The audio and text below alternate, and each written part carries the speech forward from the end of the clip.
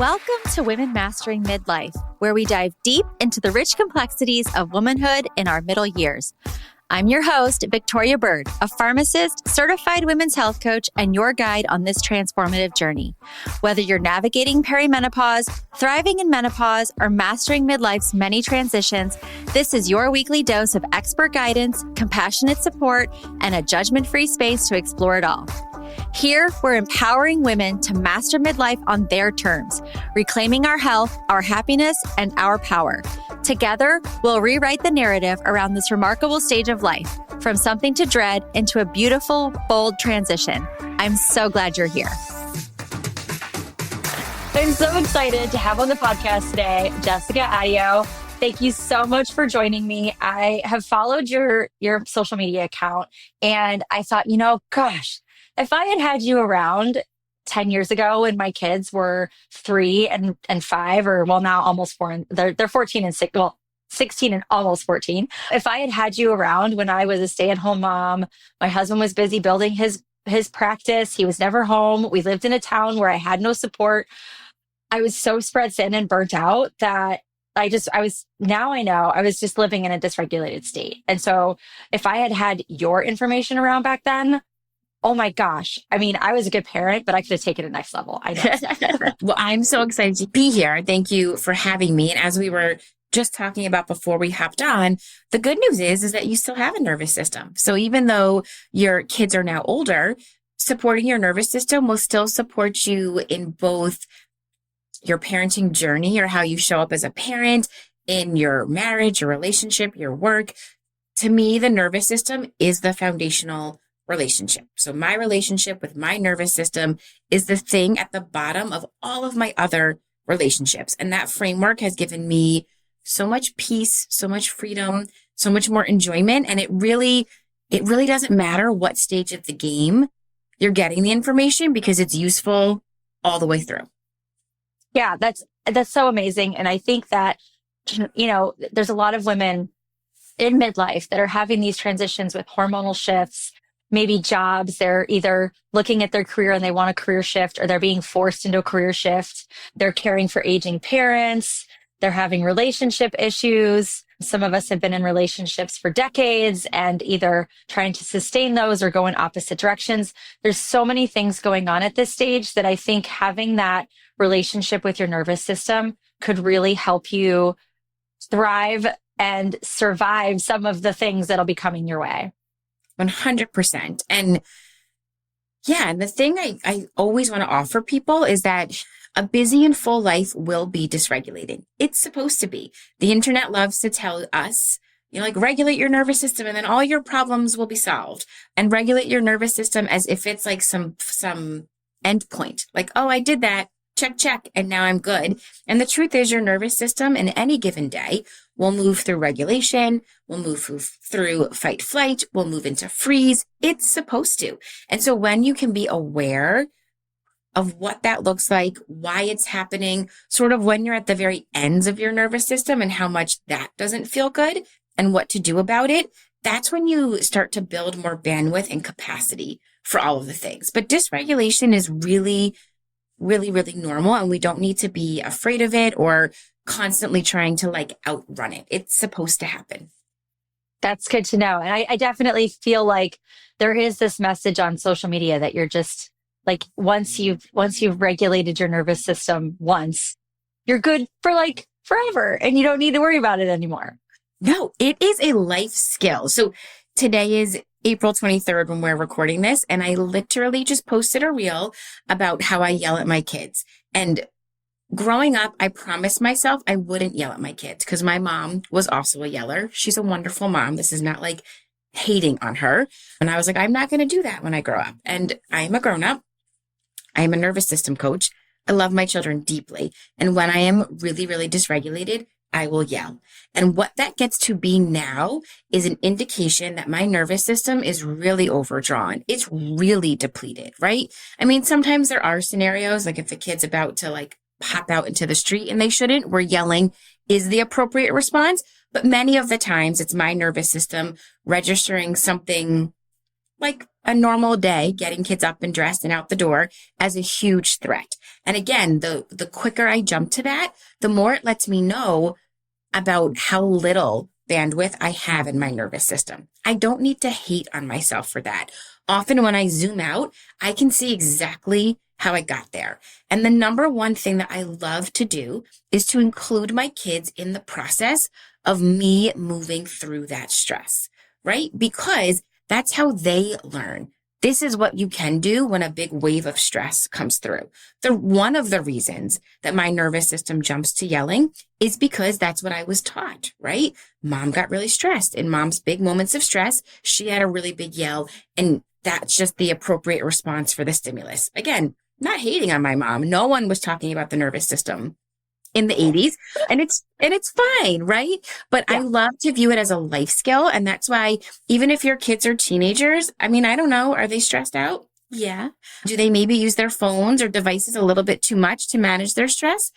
Most of them do. Do you do that as well? I don't mean you personally, Victoria, but many of us, I do, right? And so we don't have to be perfect. I actually think it's wonderful when I have a dysregulated moment in front of my kids. It feels awful. Like I'm not like loving life in that moment, but it is an opportunity for me to be like, oh, just so you guys know, this is what it looks like. And here are some other options.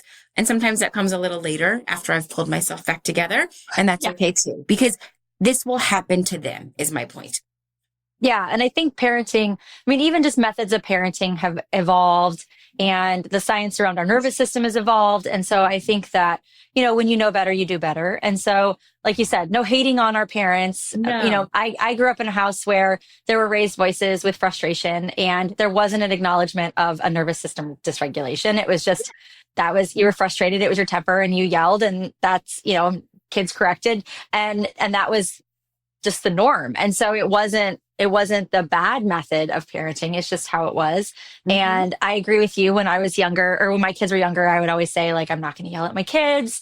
I'm not going to do that. I'm going to have this like nice, calm, fabulous house. And I didn't realize that I would be living in a home a million miles away from a support network with 2 kids under 2 and a husband who was never home, and trying to manage the house and all the things that came with it, and 2 small kids and them fighting and dogs. And, it was just a constant state of insanity. And I did raise my voice more than I obviously now. I mean, now I understand more about where my stress points are and when I need to take a step back, but also just the stressors of children is different. And so it's not that immediate response that's necessary when there's stressors with your kids, I feel like. Yeah. But let's start with like the foundation for people who don't really understand. Because I think a lot of the women in my demographic that listen to this are in their 40s to 60s. And so some of us don't even understand the basics of a nervous system and how it has a role in daily emotional and physical experiences. So if you can kind of lay the groundwork, we'll start there. Of course. So your nervous system, I want you to think of it as the wiring in your body, right? A few analogies that have helped, just like, what does that even mean? Put it into context is, think about it like the electricity in your home, right? And when the electricity is running well and all of the wires are sort of like clearly organized and in their place, you can turn the lights off and on, you can dim the lights up and down, everything runs smoothly. Another analogy that I love for the nervous system is a smoke alarm. And so I'm like sort of smirking as I go through this, because no matter how many times we buy the smoke alarms that are supposed to last 10 years, right? Inevitably, one ends up chirping somewhere, often at a very inopportune point in the day. And that is like what a nervous system does. Like, I need help. I need help. I need help. And your nervous system will not stop chirping until you pay attention to it. And I think what we're starting to learn more about and talk more about is how that can manifest in your body, right? Things like inflammation, autoimmune diseases, sleep difficulties, fertility challenges. And I would never say, like, just regulate your nervous system and then all of that will be fine. All of these are very multifaceted, multi-layered parts of the human experience. But if you only correct them from the outside, meaning like diet, exercise, medication, supplements, and you don't address the fact that your nervous system is stuck in high gear or potentially has pulled you down into a freeze state, and I can explain what all of these things are, you will always be needing that outside support, right? So your nervous system is the foundation for all of it. It exists to keep you safe and alive. So like, I am very defensive about the nervous system. I don't want anyone saying anything not nice about her.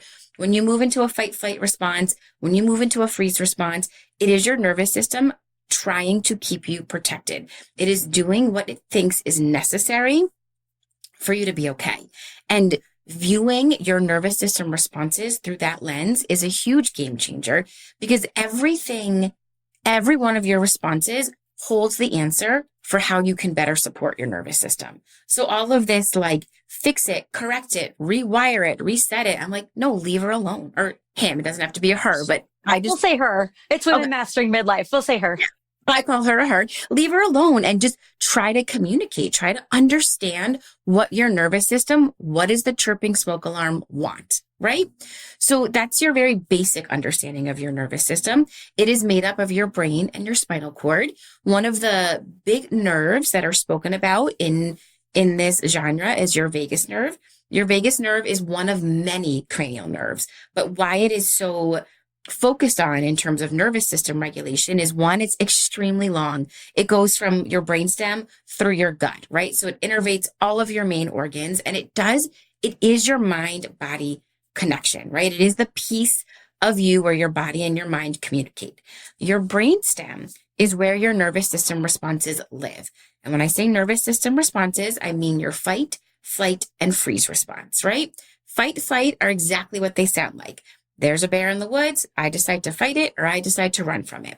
Freeze I think it's being spoken about more now, but it has been not as obvious because it's a blended state. So in a freeze state, I've got a lot of fight, flight in my system, but now I am frozen. I'm the deer in headlights in front of the bear in the woods.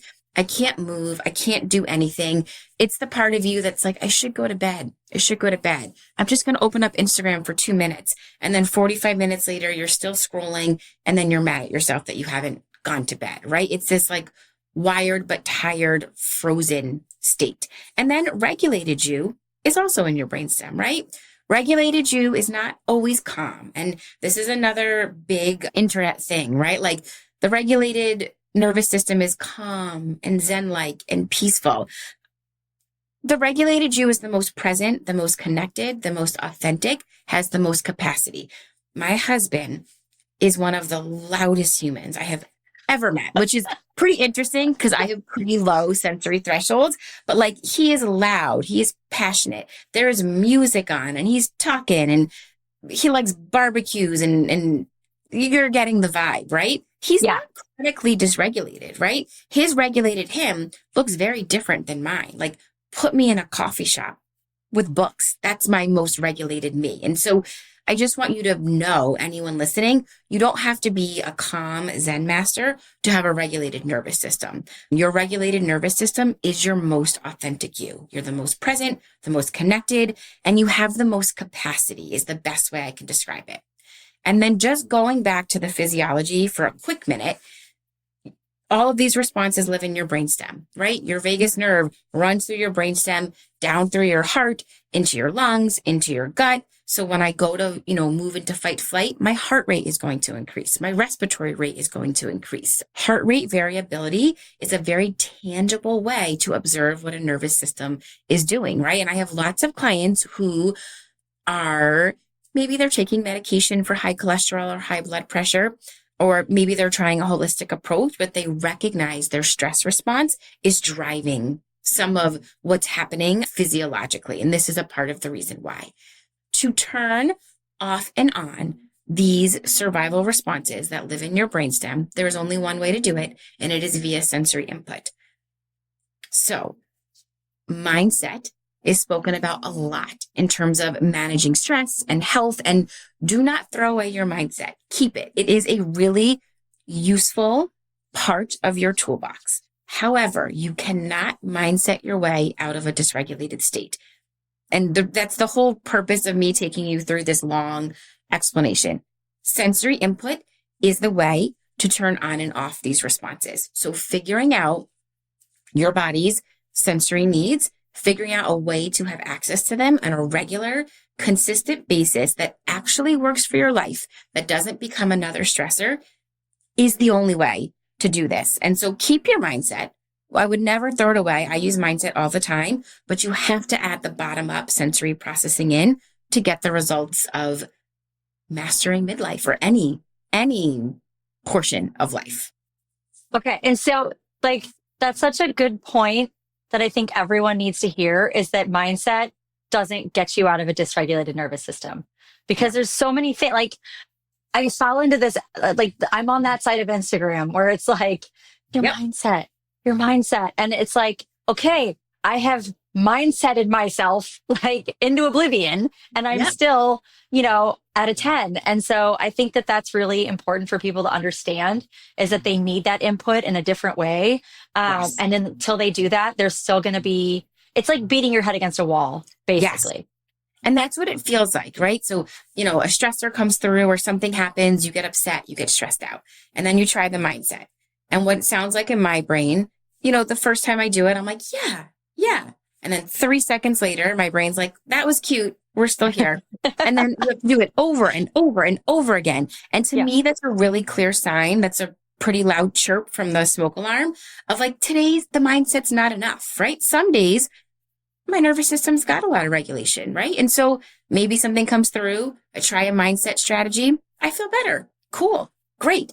Generally, those days are also happening when I've already done the sensory work that most supports my nervous system being in a regulated state. So I want to be clear, like mindset is wonderful. I'm not saying forget it, but you have to include this part. And when you look at the science, the vagus nerve, 20% of its fibers are motor, meaning they go from the brain down. That's where mindset would live in your prefrontal cortex. 80% are sensory, meaning they go from the body up. So if you needed like scientific evidence for why this is true, that's it right there. 80% of your mind-body connection is driven by sensory input. This is what will switch that flip in your brainstem.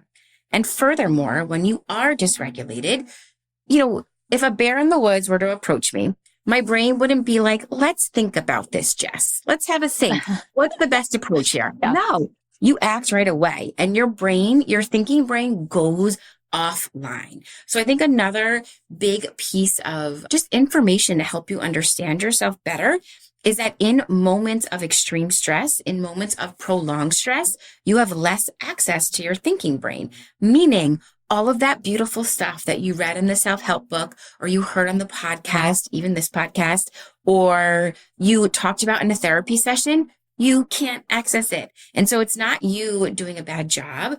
It's not anything about you personally. It's your nervous system state. And that's why addressing your nervous system state, from my perspective, is one of the most foundational things you can do just to help you in daily life, no matter what phase of life you happen to be in. So what are some signs? Because I feel like there's that immediate fight or flight that comes on with something that approaches you at a moment. But then there's that chronic dysregulation that a lot of us have probably lived in. I know when you're talking about remembering things or like you're being able to use your thinking brain, I have just started recognizing that I have been in a chronic state of stress and distress and dysregulation. And so for me, I'm recalling like, so when I sat and read the Menopause Society clinician's book and tried to study for an exam and just couldn't remember what I was reading or process what I was reading, I was in a bad state to be studying in the first place. Like I should have worked on nervous system regulation, gotten myself in a better place, and then moved on to studying. And so for women who've probably been just wandering around this planet, like chronically dysregulated, what are some signs that they can look for of like, oh, okay, this is totally me right now? Yeah, it's a really wonderful question. And I'm going to offer you the ones that I hear most often and the ones that show up for me in my own body. And I would encourage everyone to also observe themselves, right? Because there's definitely generalities between, what nervous systems do, but what your nervous system likes most of all is specifics, right? So your nervous system support doesn't need to be this like big, long, complex thing to add into your daily routine, but it does need to be specific to your nervous system. And one of the best ways you can get that information is just observing, like, what do I look like when I freak out? What does it look like when I'm like baseline stressed, right? And here are just a few sort of like tips for you to have some recognition of it. So the big ones we see, right? Yelling, slamming a cabinet, walking out of the room. Those are pretty obvious signs of fight flight, but it does often creep up a little bit earlier. And some of mine are a tightening in my jaw, right? So the second that jaw tights, it's like I'm bearing down and getting ready. A lot of tightness in your neck or in your shoulders. When I move into fight flight, like let's say I'm on the phone or I get a phone call and it's something I don't want to hear that I don't like, I immediately pace. And this is what I mean about observing your nervous system. I did not always know this about myself. It was through this work that I was like, oh yeah, every time one of these things comes through, you move into pacing. So one of the most effective ways to support my nervous system is going for a walk. And now the internet would say like walking is good for everyone's nervous system. And I'm not saying that's false. I'm saying it's a particularly efficient way for me to handle my own nervous system because it already shows up in my fight flight response, right? Do you see the connections we're weaving in there? Some people who like love slamming cabinets, not that they love it, but that's the like, boom, right? They slam the door, they slam the cabinet. That's what their body does. We've shifted it into picking up a weighted ball and slamming that down onto the ground, right? Maybe not in the moment, but maybe that's a part of their daily or weekly nervous system routine. And again, they don't have to do it for like 30 minutes or a very long time at all. It's so connected to their stress response that it works pretty quickly. Your GI system will also tell you a lot about your nervous system state. One of my clients said it best. You can't chase a bear in the woods or run from a bear in the woods and poop at the same time. Like it's not going to end well, right? And so as you move into fight flight, your intestines will sort of clamp off at the top and the bottom, meaning you'll likely experience constipation, followed by when they open back up, a big whoosh out. Now, how our GI systems work, again, this is a really multifaceted body function. So I would never say like, oh, just regulate your nervous system and things are going to be, peachy keen, but pay attention to how your body physically responds to stress, particularly if you're already doing all of the things. I meet so many women who are like, I drink the smoothie and I take the supplements and I do the this and I do the that, but my body is still not shifting gears. To me, that's a really big nervous system red flag, I'll say. So that was a little bit of fight flight. Fight flight, again, it feels more obvious because it's so outward. I'm going to fight the bear in the woods. I'm going to run from the bear in the woods. It's sort of obvious, right? We all move through fight flight every single day. I have 3 young kids. They are 7, 3, and 1. To get my kids up, dressed, and out to their respective locations for the day, I need fight flight, right? So fight flight isn't bad. You get to use it. You get to keep it.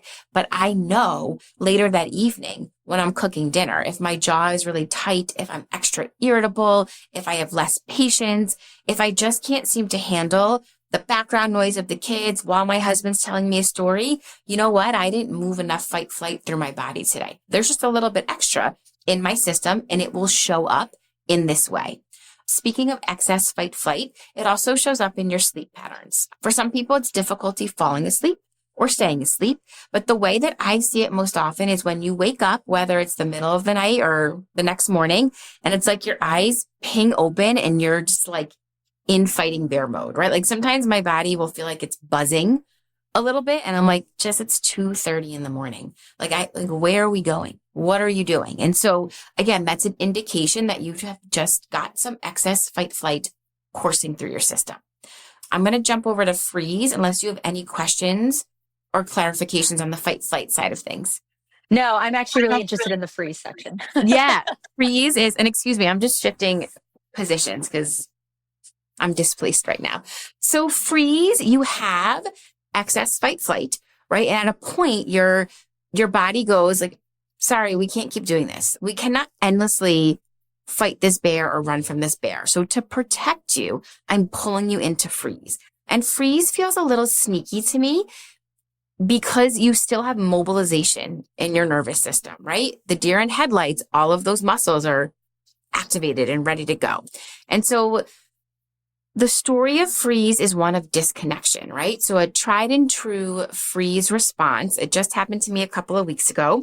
My dad was in the hospital and I was going to visit him. I had plenty of time. There was no time urgency, no real emergency, but obviously my nervous system was responding to the situation. And so I take out my coffee, my travel mug, and on the counter, I've got the travel mug and the coffee mug that I drink at home. I know that I'm leaving, right? But I'm in such a ping pong between fight, flight, freeze that I'm not really paying attention. And so I pour the coffee into the stay at home mug, continue getting ready. And then when I go to leave, I pick up my travel mug and I'm genuinely surprised that there's no coffee in it. I was the one who poured the coffee in the other mug. So this freeze state is when you're sort of really disconnected from what you're doing. It also shows up for me in like if I open a cabinet or walk into a room and I'm like, what am I doing here? What did I come here for, right? These are more end game signs of freeze. Freeze can also really feel like wired but tired is the best description I have for it, where you have so much to do and you know you need to do it, or it's really late and you know you should go to sleep. Like, you know the skill, you know the strategy that would help you, and yet you just can't get yourself to do it, right? That's always, to me, a clear indication of being in a freeze state. Let's take a quick pause, because if you've been loving these conversations and you're ready to take things deeper, I have something special just for you. The Women Mastering Midlife community is open for enrollment, and it's better than ever. This is your space for real, whole person midlife wellness. We focus on 5 pillars: movement, nutrition, lifestyle, stress management, and rest, because midlife health is so much more than just workouts or what's on your plate. Inside the community, you'll get strength training programs that actually fit your life. No 5 a.m. workouts required. Weekly accountability check-ins, meal plans, recipe guides, live group coaching with me, a private forum where you're never alone, and direct access to message me whenever you need support. Normally, it's just $29 a month. That's less than a single personal training session. But because you're part of this podcast family, I've got a gift for you. Use the code PODCAST5 at checkout and you'll get $5 off every month, making it just $24 a month to join us. You'll find the promo code and the link to register right in the show notes, so it's super easy to get started. Come join us and step into midlife feeling strong, supported, and unstoppable. When you're in freeze, it's interesting. The best way to treat that varies person to person, simply because for some of us, freeze stays is really our nervous system asking for rest, sort of saying like, please stop, enough. Usually that is what is going on for me. And so once I move a little bit of the fight flight out gently, and once I sort of come back to like connection with my body, it's always this very clear, like, Jess, you're so tired. And it's sleep tired and nervous system tired, where it's like, just do a little bit less right now. That's not the case for everyone. For some people, as they move out of freeze, they sort of step right back into their fight flight state. It's sort of like that mobilization is still speaking really loudly to them. I have no predictive powers on which way it lands for a person. I do think it can sort of also like shift and morph over time. And again, not to sound like a broken record, this is why having a relationship with your nervous system is so valuable, right? Because you can sort of go, think this might be freeze. Okay, let me try a few things and see what happens. Ooh, now what am I left with? Okay, this is what I need now. Instead of, this is all happening anyway, but you just don't know it, right? And so you're in freeze, and then something time sensitive comes up.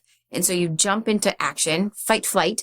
And then because your body's still totally burnt out, once you finish the time sensitive thing, you pop right back down into freeze. And you sort of never really get that middle of the road experience of regulation.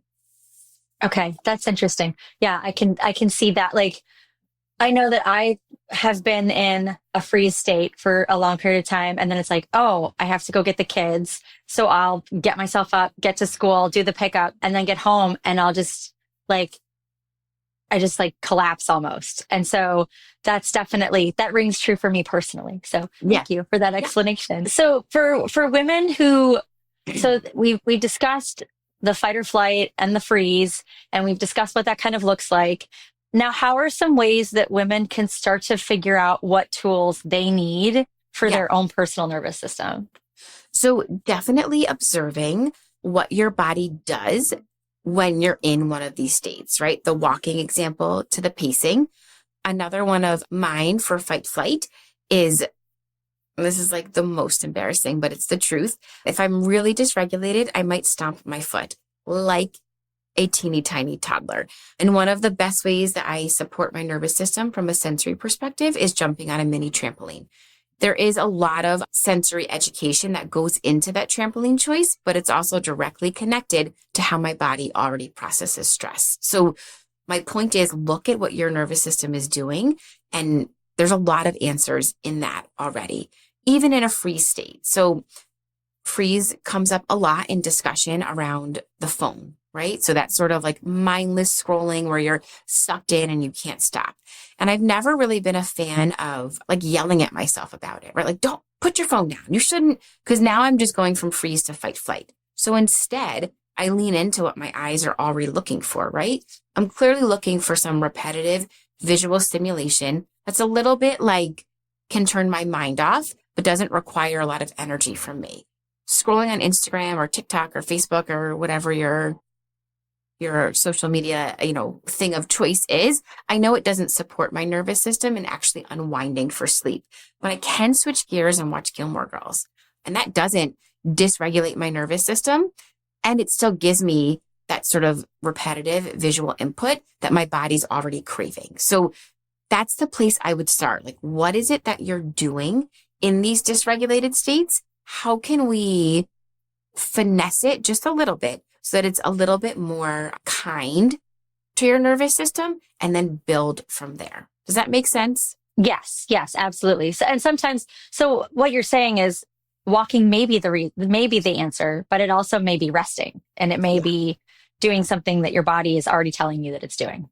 Yes. And so looking at your example of getting home with the kids, right? That's when it shows up a little bit. And then there's kind of like a collapse, right? Mm-hmm. So could it be that we layer in some alerting sensory input just before that moment? And so what I mean by alerting sensory input, and this is like, I do this every day, you can give your body oral sensory input, meaning like drinking a seltzer, having a crunchy or chewy snack, something like a little spicy, and it will alert your nervous system. So when I go to pick up my kids, I work from home. So it's like close a laptop, spin around, and ta-da, you're a mom. And so I need something to help me bridge that gap. I do grab a seltzer.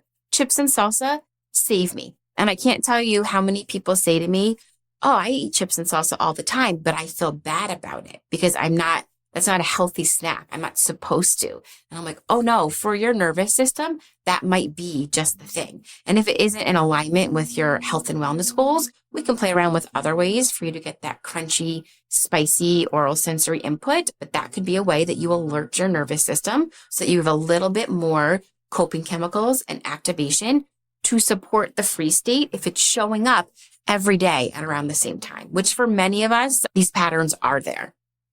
Okay. I tend to lean on minty gum.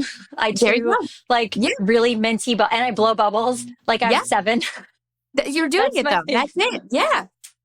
Well, there you go. I'm like self-taught. Wow. Yeah.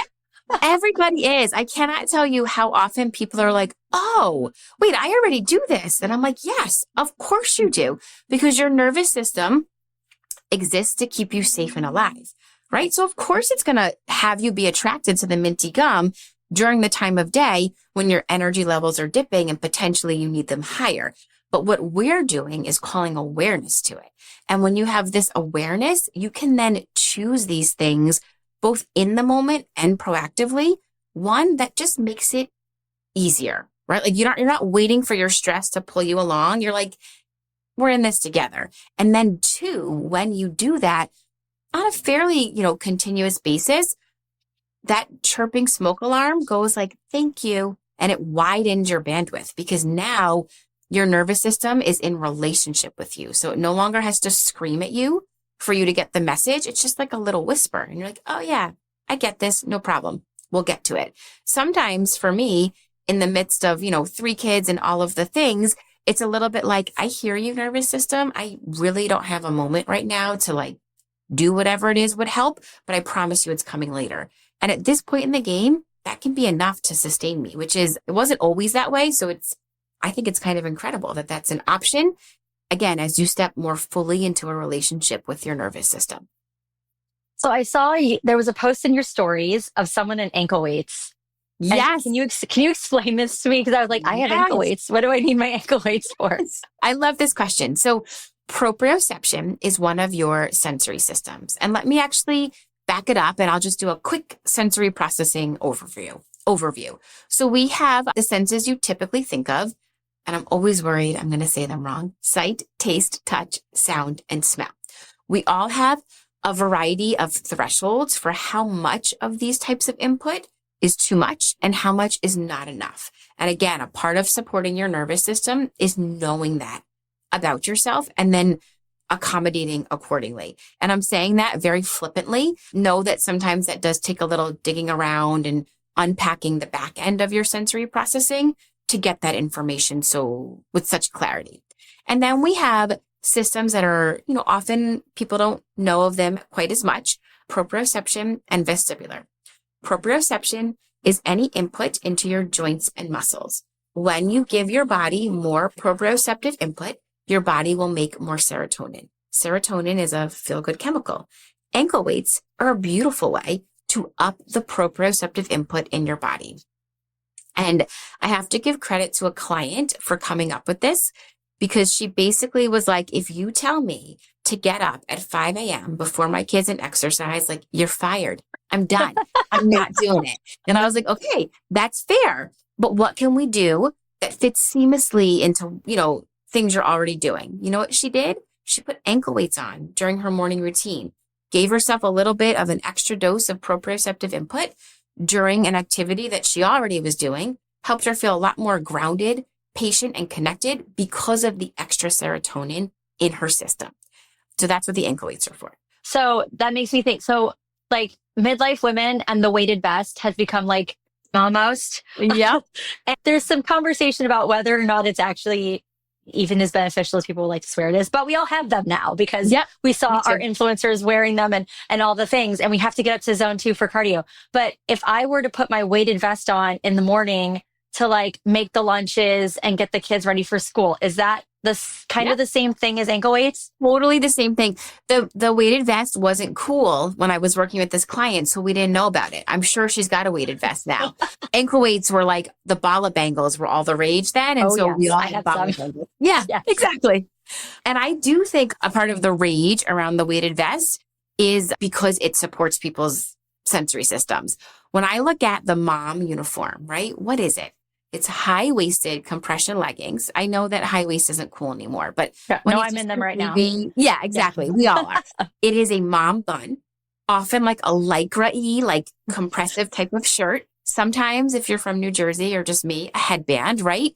That is all deep touch and a little bit of proprioception. Deep touch will help your body make dopamine, and dopamine washes away adrenaline. We've already spoken about how proprioceptive input contributes to serotonin production.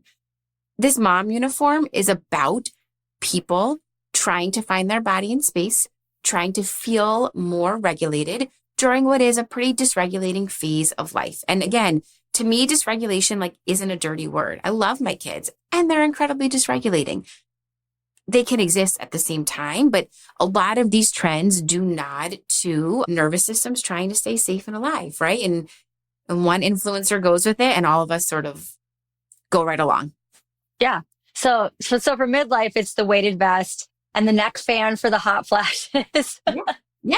So those are our things. And the hot flashes are real, right? So your nervous system doesn't exist in isolation, meaning if your body is busy processing something big on the back end, something big like getting your period, moving into menopause or perimenopause, being pregnant, nursing, postpartum, any of these things, illness, right? You will have less capacity for regulation because your body is busy, right? All those chemicals have to go to something else. So I do just like calling that out for people when someone's like, oh, and then I got my period and it was fine.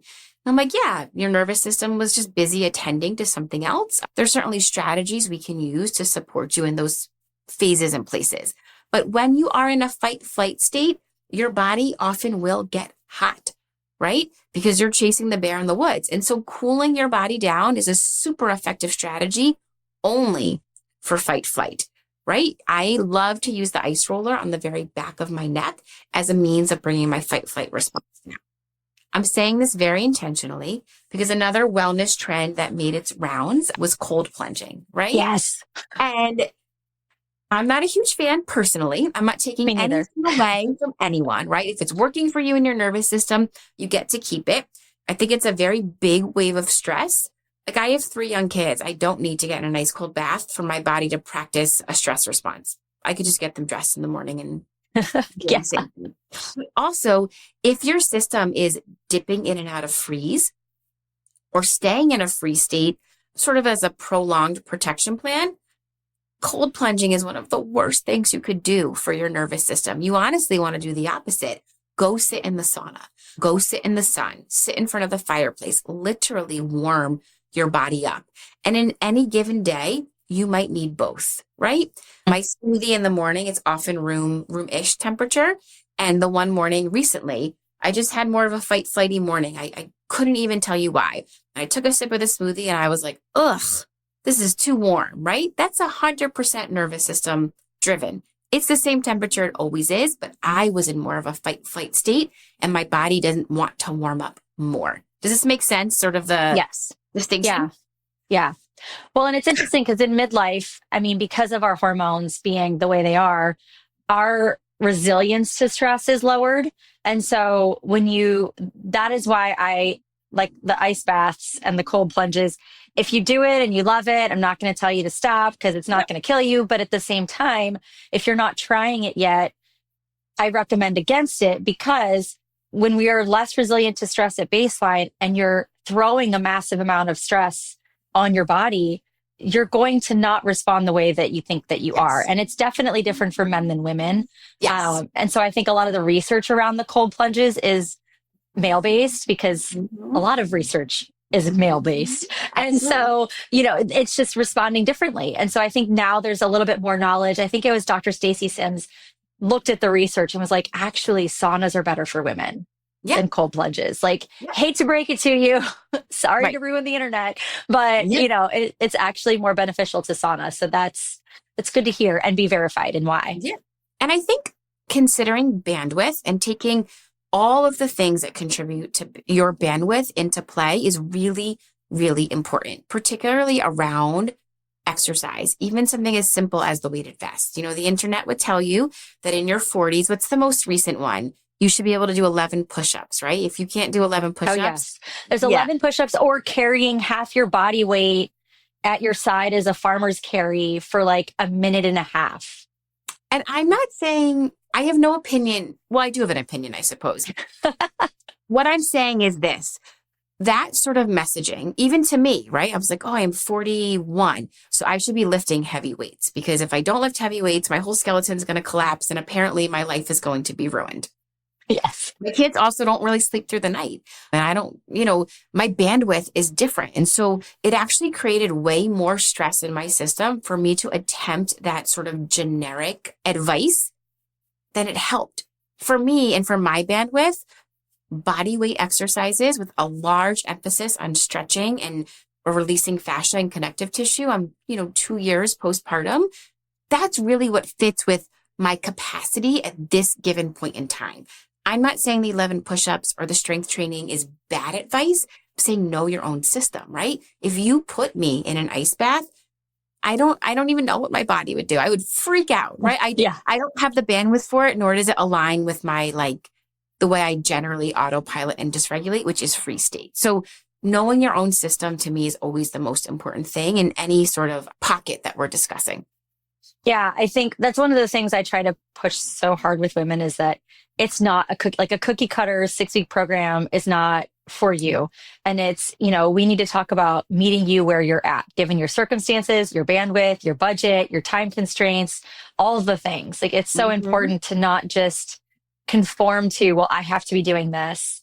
And there are lots of benefits to strength training, but it doesn't necessarily need to be that every single day you're hip thrusting 95 pounds and, you're farmer carrying 150 pounds or whatever, or your push-ups. And there might be days where you can nail that, and that's awesome, but it also doesn't have to be consistently that hard. Exactly. 100%. Yeah. So, a lot of times I talk to women about the importance of community and other women and relationships. So, from a mental health and whole body health aspect, but as far as the nervous system is concerned, what can we talk about relationship wise? Because there's a lot of loneliness in midlife. There's women who are divorced or single, or they might even be married and lonely, and there's kids that are moving off to college that once filled their homes. So what can we look for in relationships as far as nervous system regulation? Yeah, it's a great question. To me, the nervous system lens on relationships is all about co-regulation. And when I say co-regulation, what I mean is this: we all have mirror neurons. If I were to take a sip of water, it's very likely that in a short period of time, you would also take a sip of water, because mirror neurons just go like, oh, that's what we're doing, right? Now, in the context of parenting, co-regulation is spoken about a lot, as in the parent is responsible for co-regulating their child, right? When your child's having a hard time, you are intended to co-regulate to pull them out of that. There is science to support that. I think it's a little bit misguided the way it's been regurgitated, because we can co-regulate and co-dysregulate. Meaning when my child's having a tantrum, I'm likely also going into that fight, flight, or freeze state. And I don't think this goes away just because your kids are older. Their tantrums might look different, right? But they still are having nervous system responses too. So when we're talking about community and relationships, having safe spaces to co-regulate is such a invaluable support to a nervous system and overall health and well-being. Because the truth is, as moms, right? I don't know, how does it go in your household when your nervous system goes off the rails? Oh gosh. It's not good, right? No. And I don't mean that as putting down any other nervous system or any other adult in the home, but it just seems like dominoes, right? When my nervous system is off in a big way, man, does the landscape around me shift. And so if I am going to be holding space for, I have 3 kids and a husband, and he regulates himself as well, but I'm certainly holding space for my kid's nervous system and sometimes his. I need a place where someone is holding my nervous system too. And that place can be in so many ways, right? It could be the friend, it could be a coach, it could be a therapist, it could be the ladies that you see every week at your yoga class. I have no rules around what that co-regulation looks like, other than we all need it in some capacity. Does that make sense? I feel like I could say so much more, but it's the same point over and over again. Yeah. Yeah. And I have always said the mom is the barometer in the house. Yeah. Like, you're the indicator of the pressure. And so I think that is really important to remember that whole like oxygen mask, you've seen the meme or the quotes all over the internet that you have to put your oxygen mask on first. And it's really true that if you're not taking care of your nervous system, then there's really no way you can help your kids regulate their own. And sometimes, and I would imagine this will come up more in my home as my children do move into adolescence and beyond, your regulated nervous system is your best parenting tool. And it's not going to be because of the words that are coming out of your mouth. It's going to be via the mirror neurons that your body is providing. You're not a bad parent if in a moment you get co-dysregulated with your kids, right? It's very normal. And I would be worried if it never happened to someone. And yet, the more you can deposit into your nervous system, give yourself more coping chemicals, the more that ripples out. Yeah. I noticed that when the kids were younger and I was constantly frazzled, driving in the car on the highway, like they want their Kids Bop on or whatever. And then so you got that noise. And then you got the two of them fighting with each other because one wants to watch something or one wants to listen to something or one's singing too loud or one has the snack bag, whatever it is. And then it would just it would erupt into like I'm yelling because we're going to wreck and this is unsafe, but that's unsafe too. So then the whole car is a mess and you get somewhere and you're like, and so that was childhood and now they're older, it's still somebody picks something on the radio and the other one hates it, or the one's singing too loud and the other one's trying to tell me something. And so even though the actions of the children are different, the experience is still the same. Exactly.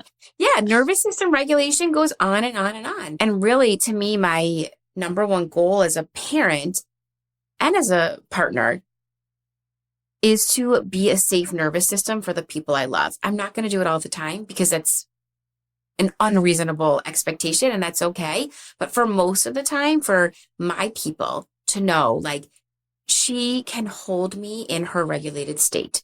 And what a gift, right? I have people that I go to that hold me in their regulated state, and there are moments they have saved me, right? Where I just needed a place to maybe like do the cry, let the free state out, not be the one who is perfectly regulated and doing all the things, right? And I'm so grateful to those places and people for existing. And if you feel like you don't have that, like there are ways that you can get it, right? Again, coaching, therapy, your yoga studio. I think people find this through like church or any other spiritual practices. There's no rules around it other than knowing what it is and how to access it.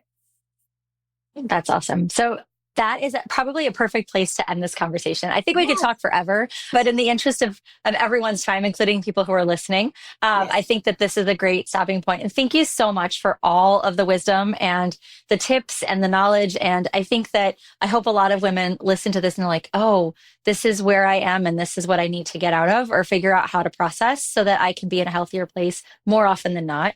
And the lack of perfection is important. We're not striving to be perfect human beings who never have, a moment of dysregulation. And so I appreciate all that you've shared today. Thank you so much for coming on. Thank you. Thank you for listening to this episode of Women Mastering Midlife.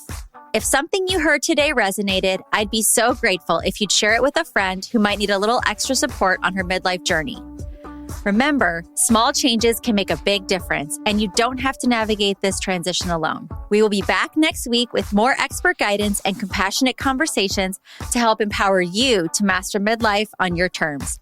Until then, you can find us on Instagram at Women Mastering Midlife, or come connect with me directly at Miss Victoria Bird. And you're looking for deeper connection and support, be sure to join us in the Women Mastering Midlife community. We'd love to continue the conversation with you there. If you've enjoyed this episode, please rate and review this podcast. It helps us reach more amazing women mastering midlife just like you.